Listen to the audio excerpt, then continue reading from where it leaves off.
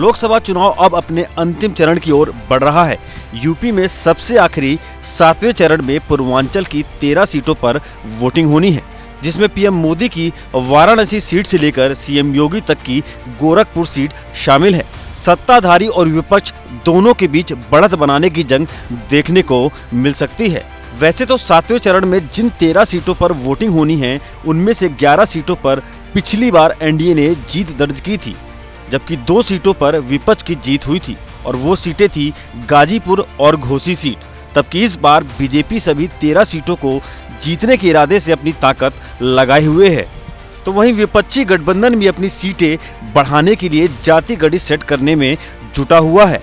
ऐसे में दोनों पक्षों के बीच इस बार जबरदस्त टक्कर देखने को मिल सकती है। पर 2019 के आंकड़ों के मुताबिक इंडिया गठबंधन के लिए लड़ाई उतनी आसान भी नहीं है। अगर विपक्षी दलों को अपनी सीटें बढ़ानी है तो उन्हें कम से कम 15% वोट अपने पक्ष में बढ़ाना होगा।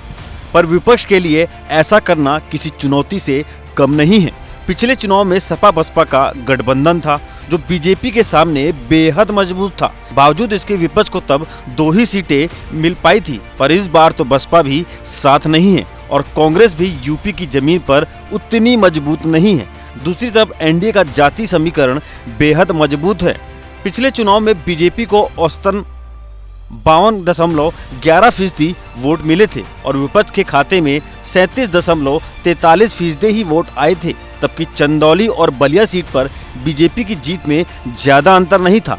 चंदौली में बीजेपी को 47.7 और विपक्ष को 45.79% और बलिया में बीजेपी को 47.40 और विपक्ष को 45.43% के करीब वोट मिला था। पर इस बार बसपा अकेले मैदान में है। ऐसे में क्या नतीजे होंगे, ये देखने वाली बात होगी। पर विपक्ष कम अंतर से हारने वाली सीटों पर बढ़त बनाती है तो शायद बीजेपी मुश्किल में आ सकती है।